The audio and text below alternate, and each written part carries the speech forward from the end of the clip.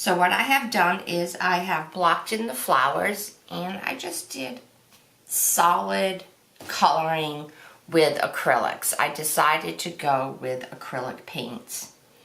I didn't care for the way the watercolors were absorbing into the page. I did a testing, and I don't know, it just wasn't working for me. I am an acrylic painter, so that is what I went with. So the next step, I think, is I am going to do a translucent. This is very opaque. It's very solid, the flowers. Around the border, I want to do a translucent effect. I want to be able to see my black lines, all of my circles. Okay, so there are the flowers. And when I was doing my flowers, I had a little bit of an accident up here, and I didn't fuss about it. I just knew that usually does happen. So I just spread it out with a little bit of water. I even got some over here, but that is not going to be a problem because I will be adding color over there. So never ever fret if you have an accident. Everyone has accidents, and that's just the way it goes, and you just work around it. Okay, now it's time to do this border, and I want it to appear translucent, which means see-through. So any acrylic paint will do. I am using the Dina Wakley Lemon. It's a yellow. So any paint, any color that you decide to use is fine. So put some on a palette.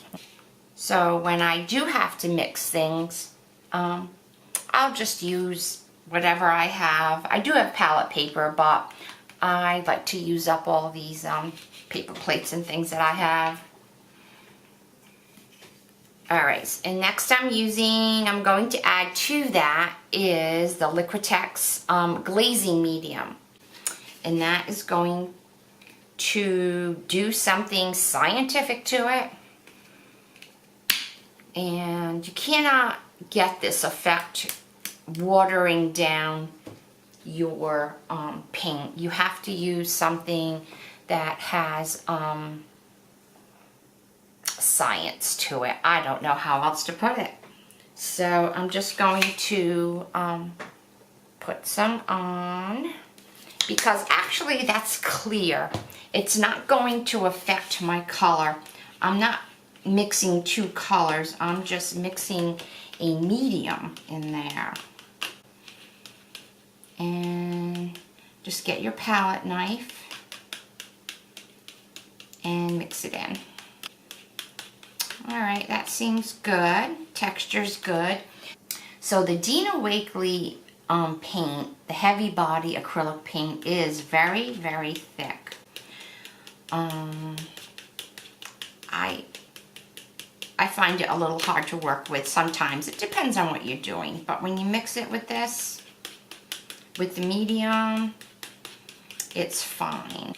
So now I'm going to get my brush, and once you put this on, you can't play with it. It's on, because if you start playing with it after you apply it, it will make a hole. You can't put a coat on and then put another coat on. You have to let it dry in between coats. So I found my paintbrush, and I have paintbrushes for different things. I have really good paintbrushes that I use to paint, you know, the actual piece. See how nice that is? There's nothing nicer than a new brush. So I do take care of my brushes. You take care of your brushes and they will last you a long time. I've had this one a while. It's what I use for glazing, and I will clean it and be able to use it again and again and again. Okay, so now I am ready to apply I'm trying to think what this consistency is. Melted ice cream. There you go. Melted ice cream. Alright. Loading up my brush. And I am just going to go, not going to be perfect, but do you see how that lets my dots through?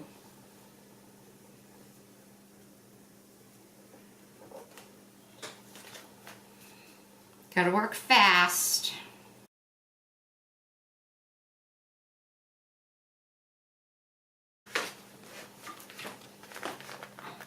So you can see through the paint onto the design.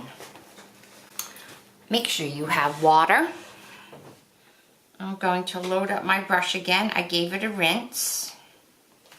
And I am not gonna come over there because it's in the drying process. It gets tacky. Another thing you might want to do is get waxed paper and put it behind your page that you're working on, and then that way it won't you won't have drippage onto other pages and your pages won't stick. Alright, so I'm just going to continue with this very quickly.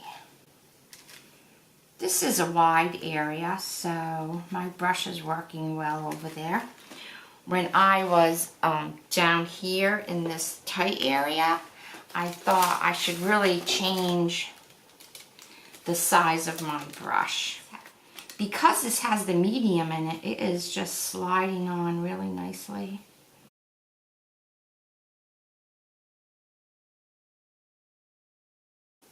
And remember, later on, towards the end, you can clean things up by going over stuff with your black pen. So get that all filled in and stop me, put me on pause, and go fill in that border and then come back.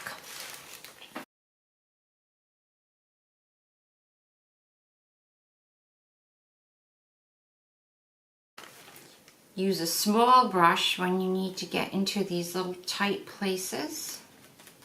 You just put a hint of color in between these petals. Sometimes it's just hard to get there.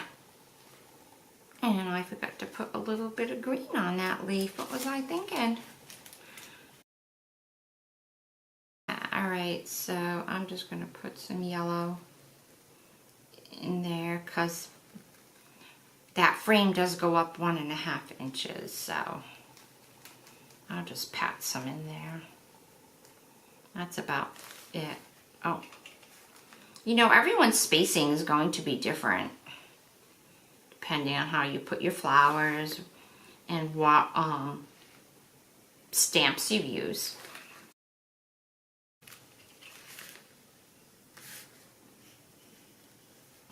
Okay, I have to let that dry. Actually, it's drying pretty fast. I am going to have to decide. It's going to be the same procedure here in the middle with a color with the glazing medium. Yeah, I'm surprised how fast that dries. It feels, you know, it's a little spots here and there. I am going to have to go with something very light in there. And right now, I don't know what. Actually, I think I do. I think I'm going to go with this, it's called Peach Bellini. It is an acrylic paint by Ranger. Remember, use what you have. Pick out your palette of colors and use what you have.